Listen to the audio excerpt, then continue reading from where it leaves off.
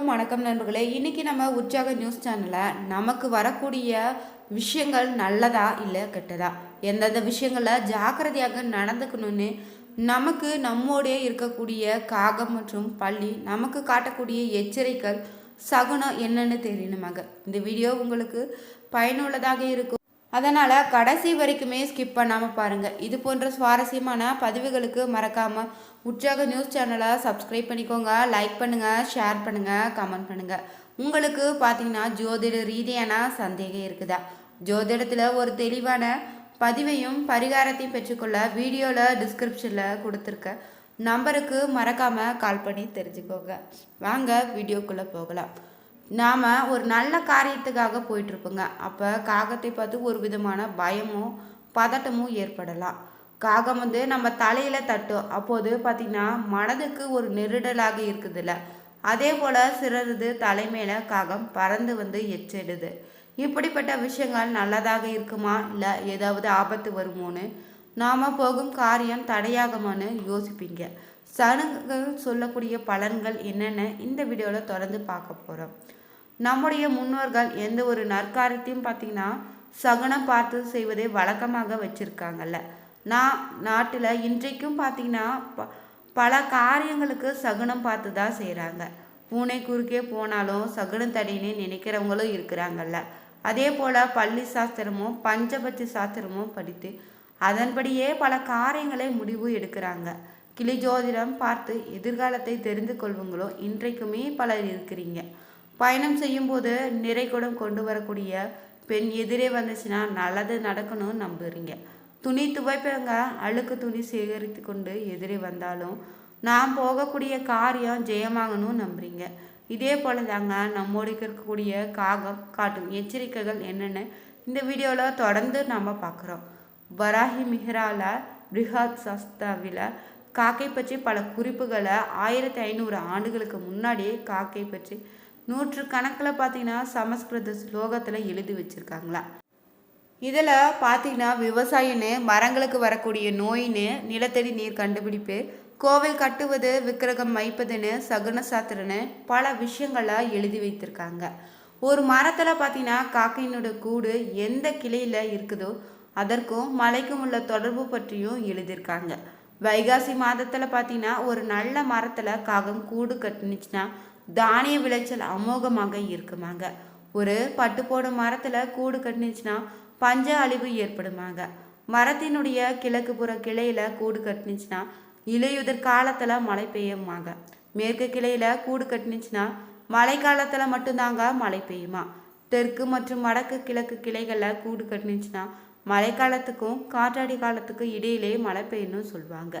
ஒரு கிராமத்துக்கு நடுவில் பார்த்தீங்கன்னா காரணம் இல்லாமல் காக்கை கூட்டம் போட்டு சத்தம் எழுப்பினுச்சுன்னா பஞ்சம் வருவதாக சொல்லுவாங்க.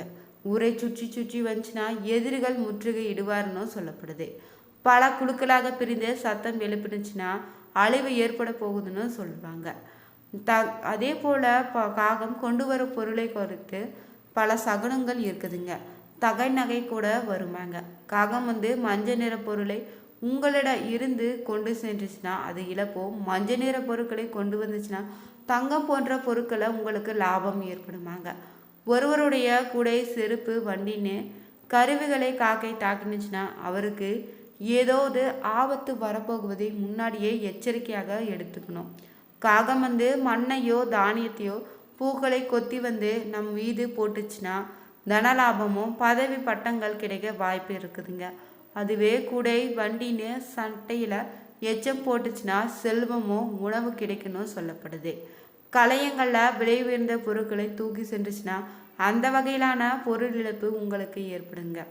பயணம் செய்யும்போது வாகனம், குடை, காலனி மீது எச்சம் இட்டுச்சுன்னா பயணத்தின் போது உணவுக்கு பஞ்சம் இருக்காதா, நல்ல உணவு கிடைக்கணும் சொல்லப்படுது. அதே போல் பார்த்தீங்கன்னா காகம் தலையில் தட்டுச்சுன்னா ஒருவருடைய வாகனம், குடை, காலனி, அவர் உடல் நிழலில் காகம் சிறகால திண்டுச்சுன்னா பயணத்தின் போது மரணத்திற்கு சமமான பாதிப்பு ஏற்படணும் சொல்லப்படுதுங்க.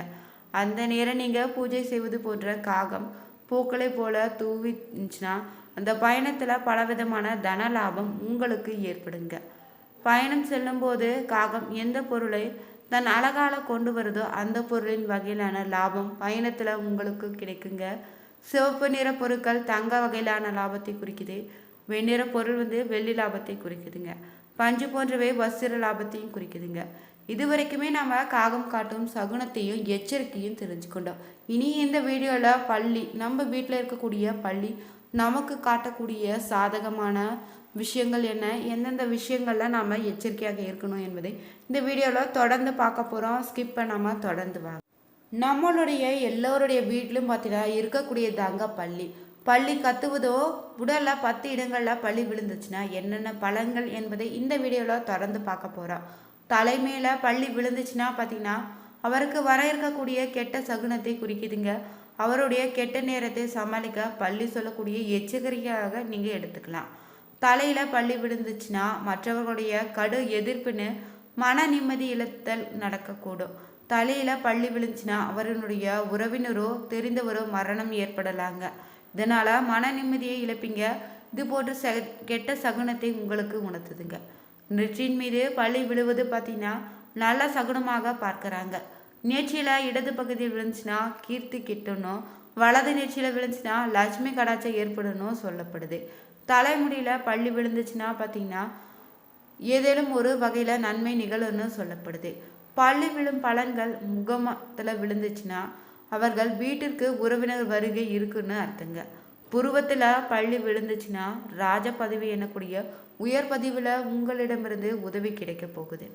அதுவே கண் மற்றும் கன்னங்களில் பள்ளி விழுந்துச்சுன்னா ஏதேனும் ஒரு காரணத்திற்காக நீங்கள் தண்டிக்க கூடன்னு சொல்லப்படுது. நம்ம உடலில் இடது கை இல்லைன்னா இடது காலில் பள்ளி விழுவது அன்றைய தினம் முழுவதும் நீங்கள் மிகுந்த மகிழ்ச்சி அடைவதற்கான நாளாக அமைய போகுதுங்க. அதுவே பார்த்தீங்கன்னா உங்கள் வீட்டில் பாதத்தில் பள்ளி விழுந்துச்சுன்னா வரும் காலத்தில் நீங்கள் வெளிநாடு பயணம் செல்ல வாய்ப்பு கிடைக்க போகுதுன்னு அர்த்தங்க. அதுவே பார்த்தீங்கன்னா தொடை பகுதியில் பள்ளி விழுவதா அவர்களுடைய பெற்றோருக்கு வருத்தத்தை ஏற்படுத்தும் செயலை நீங்கள் செய்ய போறீங்கன்னு அர்த்தங்க. அல்லது மார்பின் மீது பள்ளி விழுதால் லாபம் கிடைக்க பெறுங்க. இடது பக்க கழுத்து பகுதியில் பள்ளி விழுந்துச்சுன்னா பார்த்தீங்கன்னா காரிய வெற்றி உண்டாகக்கூடும். வலது கழுத்து பகுதியில் பள்ளி விழுந்துச்சுன்னா அடுத்தவருடன் உங்களுக்கு பகை ஏற்படுதுங்க. நம்ம உடம்புல எந்த பாகத்தின் மீது பள்ளி விழுந்துச்சுன்னா உடனே குளித்துடுங்க. குளித்த பின்னர் அருகில் இருக்கக்கூடிய கோவிலுக்கு சென்று சுவாமி தரிசனம் செய்துவாங்க. வீட்டிலேயே விளக்கேற்றி கூட சுவாமியை வழிபடலாங்க. பள்ளி விழுந்துச்சுன்னா எந்த கெட்ட செயலும் நடத்திவிடக்கூடாதுன்னு வேண்டிக்கோங்க. இல்லைன்னா காஞ்சிபுரத்தில் இருக்கக்கூடிய வரதராஜ பெருமான் கோயிலில் இருக்கக்கூடிய தங்கம் மற்றும் வெள்ளியால் செய்யப்பட்ட பள்ளியின் சிலையை தொட்டு வணங்கிவாங்க. பண்டைய காலத்தில் பார்த்தீங்கன்னா பள்ளியை குறித்து ஒரு தனி படிப்பே இருந்திருக்குதா. அதுதாங்க கவுளி சாஸ்திரமா.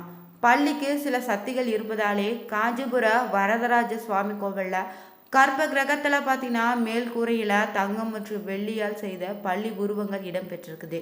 அதே போல் பார்த்தீங்கன்னா ஸ்ரீரங்கம் ரங்கநாத கோவிலில் பள்ளி வணங்கப்படுதுங்க. உங்கள் உடம்புல எந்த பகுதியும் பள்ளி விழுந்தாலும் நீங்கள் முதல்ல செய்ய வேண்டியது நன்கு குளித்துட்டு சிவன், விஷ்ணு, விநாயகர் போன்ற எந்த ஒரு கோவிலுக்காவது சென்று அங்குள்ள தெய்வத்தை வழிபாடு செய்யணுமா. அப்படி முடியாதவங்களாக இருந்தீங்கன்னா தங்களுடைய வீட்டில் பூஜை அறையிலே விளக்கேற்றி வழிபாடு செய்திடுங்க. இடது கை மற்றும் காலில் பள்ளி விழுந்துச்சுன்னா அன்றைய தினம் முழுவதும் மிகுந்த மகிழ்ச்சி உங்களுக்கு கிடைக்க போகுதுங்க. நம்முடைய வலது கை காலின் பாலில் விழுந்துச்சுன்னா அன்றைய தினம் உடல்நல பிரச்சனை ஏற்பட வாய்ப்பு இருக்குது. உடல் ஆரோக்கியத்தில் எச்சரிக்கையாக இருங்க. பாதத்தில் பள்ளி விழுந்துச்சுன்னா வரும் காலத்தில் நீங்கள் வெளிநாடு பயணம் செல்லக்கூடிய வாய்ப்பு உண்டாக போகுதுங்க. பள்ளிகள் பார்த்தீங்கன்னா மகாலட்சுமியுடைய அம்சமாக பார்ப்பதால் சிலர் பார்த்தீங்கன்னா வருமானம் பெருகுவதற்காக பூஜை அறையில் வெள்ளியில் பள்ளி செய்து வணங்கி வரீங்க. சமயங்களில் பள்ளிகள் சொடுக்கி விட்டது போல ஒரு வித சத்தம் போடும். இது சத்தத்தை கவுளி சத்தம்னு சொல்லுவோம். பள்ளிகள் சத்தம் போடுவதற்கான பொதுவான பலன்கள் திசைகள் வாரியாக ஜோதிடத்தில் ஆய்வு செய்து பஞ்சாங்கத்தில் குறிப்பிட்டிருக்காங்களாம். நல்ல காரியத்திற்காக செல்லும்போது சுப காரியம் பற்றி நினைக்கும் போது பள்ளி சத்தம் போட்டுச்சுன்னா அந்த காரியம் கண்டிப்பாக வெற்றி பெறணும் நம்பப்படுதுங்க. சில நேரங்கள் அமைதியாக இருக்கும். இரவு நேரத்தில் ஒருவித சத்தத்தை எழுப்பியபடி அச்சம் தரும். நிறைய பேருக்கு இரவு நேரத்தை பள்ளி சத்தம் போட்டால் எதுவும் தவறாக நடக்குமோன்னு அச்சம் இருக்குதில்ல. உண்மையில இது தேவையற்ற அச்சம்னே சொல்லலாம். இந்த பதிவில் பார்த்தோம்னா காகம் மற்றும் பள்ளி காட்டக்கூடிய சகுனங்கள் என்னென்னு தெரிஞ்சுக்கொண்டோம். இந்த வீடியோ உங்களுக்கு பிடிச்சிருந்தா லைக் பண்ணுங்கள், ஷேர் பண்ணுங்கள், கமெண்ட் பண்ணுங்கள். இது போன்ற சுவாரஸ்யமான பதிவுகளுக்கு மறக்காமல் நம்ம உற்சாக நியூஸ் சேனலை சப்ஸ்கிரைப் பண்ணிக்கோங்க. அனைவருக்கும் நன்றி நண்பர்களே.